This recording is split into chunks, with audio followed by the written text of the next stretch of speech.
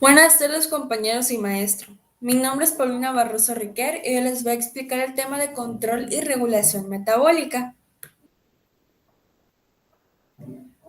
La regulación de los procesos metabólicos es necesaria para equilibrar el aporte de materia y energía en los diversos momentos de la vida celular. La presencia de gran cantidad de nutrientes activará rutas de aprovechamiento de los mismos, mientras que en periodos de carencia la célula utilizará las reservas almacenadas anteriormente. Bueno, en los seres vivos, las rutas sintéticas y degradativas para los mismos metabolitos coexisten y además están diseñadas para que funcionen en sentido unidireccional. Al tener ambos trabajando al mismo tiempo, esto supone un despilfarre energético que no tiene ningún sentido. Para evitarlo, se ha de realizar una integración que decida en cada momento el sentido más conveniente en el que ha de funcionar el metabolismo, que son conocidos como niveles de regulación.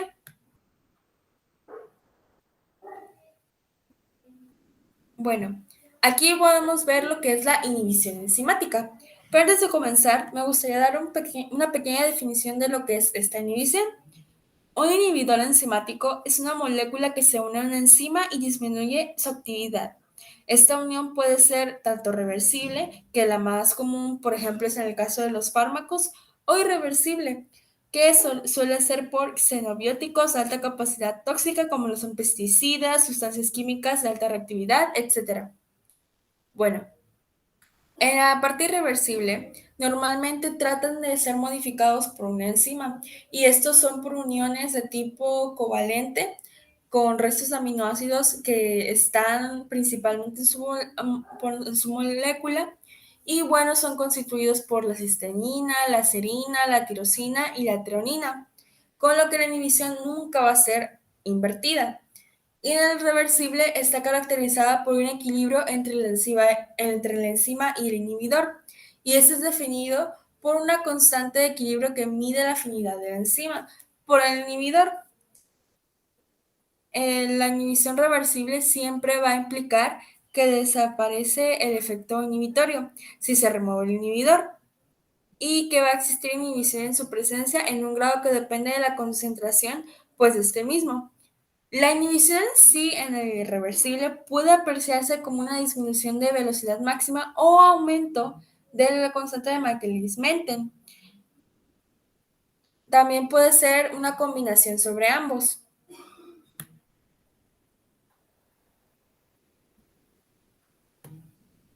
Bueno, aquí hay otros tipos de inhibición, que son inhibición competitiva, no competitiva y mixta. En la competitiva se explica que son dos o más sustratos que no se pueden unir al mismo tiempo al centro activo de la misma enzima, de la que ambos o todos ellos son sustratos. El nivel de inhibición real de este inhibidor depende siempre de las concentraciones relativas de este mismo y del sustrato, ya que ambas sustancias compiten por la enzima a bajas concentraciones del inhibidor y la inhibición puede vencerse añadiendo una gran cantidad de sustrato, con lo que aumenta la cantidad de enzima sustrato sobre el complejo inactivo. Esto es necesario añadir más sustrato para vencer la inhibición, ya que de ese modo la constante de Michaelis-Menten será mayor. En la parte no competitiva se dice que se produce sencillamente porque el inhibidor se une con la enzima de forma que no afecta la configuración del centro activo, por lo que se puede unir sin problemas con el sustrato, pero afecta de forma significativa su actividad. En este tipo de inhibición, tanto el sustrato como el inhibidor van a entrelazarse a la enzima. Aquí lo podemos ver en la imagen, pero en sitios activos diferentes.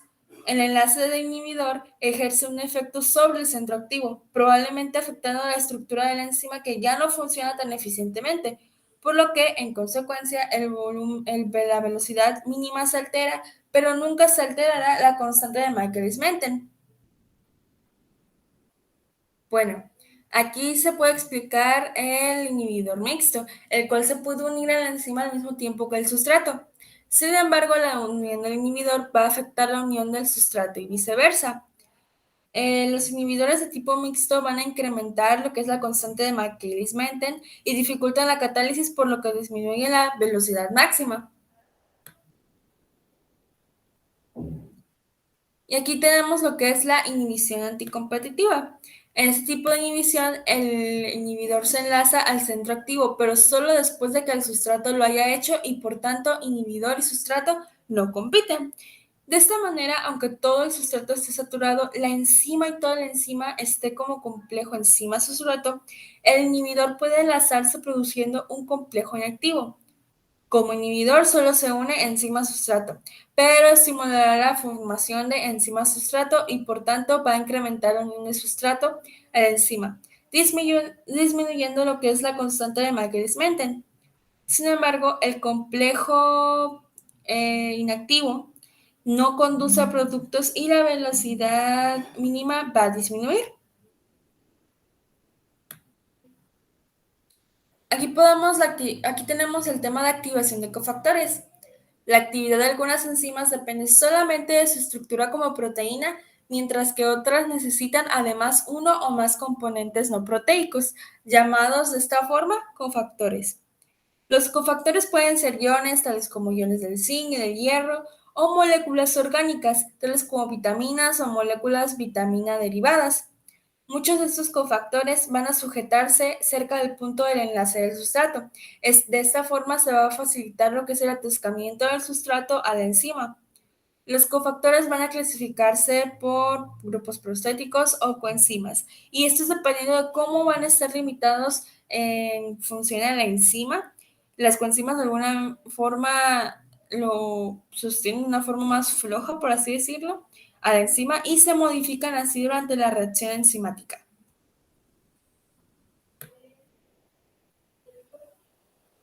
El complejo enzima cofactor catalíticamente activo recibe el nombre de holoenzima. Cuando se separa el cofactor, la proteína restante que por sí misma es inactiva, catalíticamente se designa como el nombre de apoenzima. Y bueno, los cofactores van a participar de dos maneras distintas, a través de una fijación muy fuerte de la proteína y sin salir modificados del ciclo catalítico. Y como un segundo sustrato, salen modificados del ciclo catalítico y por lo general requieren otra enzima para volver al estado original.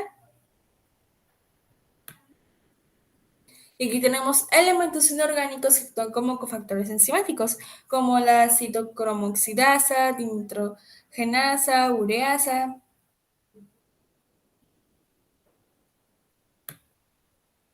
Y bueno, aquí tenemos cofactores de naturaleza vitamínica.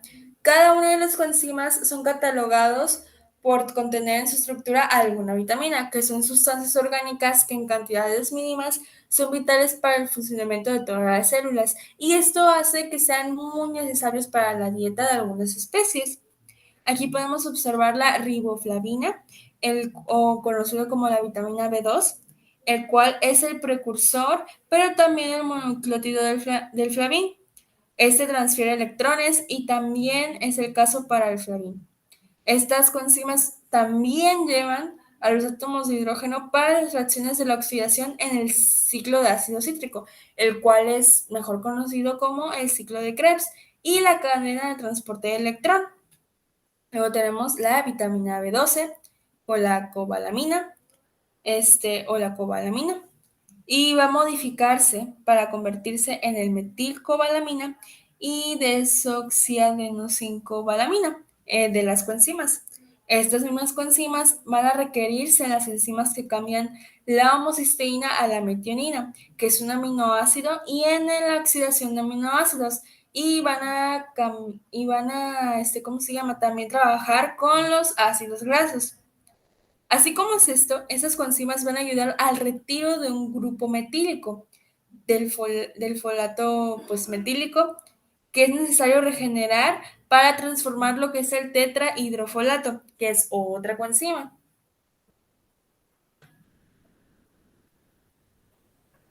Aquí tenemos unos cofactores enzimáticos. Como pueden observar, los cofactores que más se utilizan en los ciclos de ácido cítrico, del ciclo de la urea, en la glucólisis, es el monoamino oxidasa y el lactato deshidrogenasa. Y aquí podemos ver una coenzima y una enzima que se utilizan en el ciclo de Krebs. Entre los distintos cofactores enzimáticos, el nicotinamida de nindinucleótido y el falbina de nindinucleótido, en sus formas oxidada reducida, constituyen coenzimas esenciales en el metabolismo, como aceptores, transportadores y donadores electrónicos. Y llegamos al tema de la regulación a nivel ADN. Aquí la transmisión de la información genética va a posibilitar la formación de proteínas cuyas funciones van a caracterizarse por la actividad y morfología de las células. Como se mencionó en la introducción, hay varios niveles de regulación en la expresión genética. Y bueno, el más común se da a nivel de la síntesis de ácido ribonucleico, mejor conocido como ARN. Y esto es a partir del ADN, que es la transcripción, básicamente. Y también existe una regulación a nivel post-transcripcional y traduccional, que podría traducirse, valga la redundancia, por síntesis de proteínas a partir de un ARN mensajero, y post-traduccional, que son modificaciones post-traduccionales. Pero, sin lugar a dudas, la forma de regular la expresión génica o genética que ha revolucionado el modo de interpretar la relación de los genes con el medio ambiente está a cargo de los distintos mecanismos epigenéticos.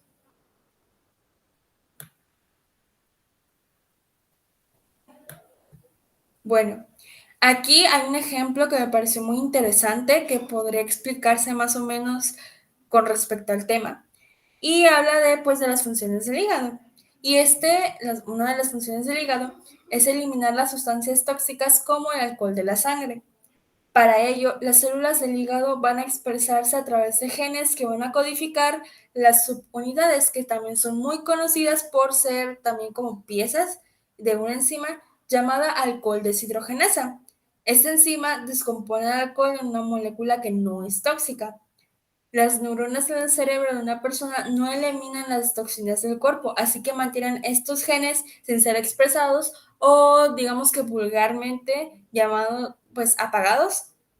Del mismo modo, las células del hígado no van a enviar señales utilizando neurotransmisores, así que van a mantener los genes neurotransmisores pues del mismo modo apagados.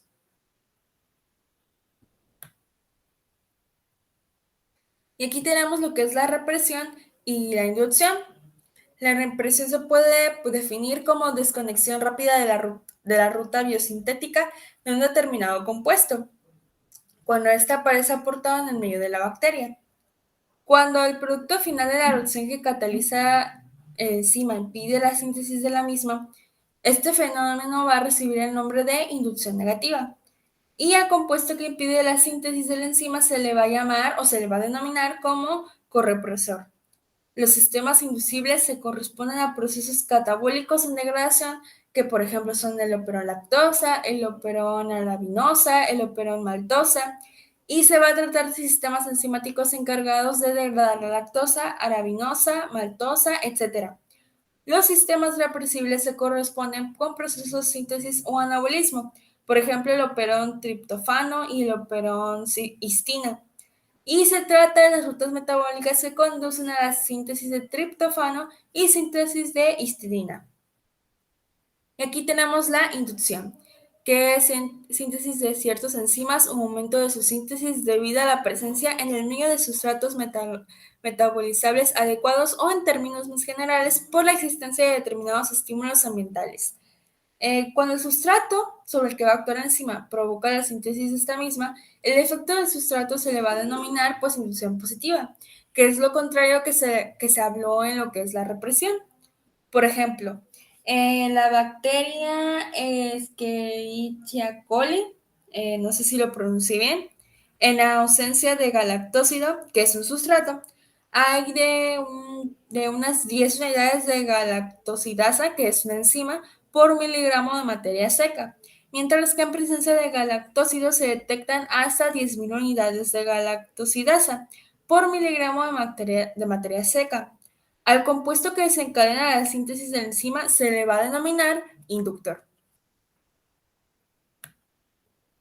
Y aquí podemos ver cómo funciona más o menos, por ejemplo, la inducción aquí a través de pues el ARN y bueno, pues por el inductor que se habló anteriormente, con un represor inactivo y un represor activo para la transcripción. Eh, Me parece un poco curioso que aquí como que se vea un poco al revés, sin embargo, aquí no hay transcripción. Y como se mencionó anteriormente, pues hay un correpresor y bueno, siempre, al parecer los genes van a ser transcritos por el ARN.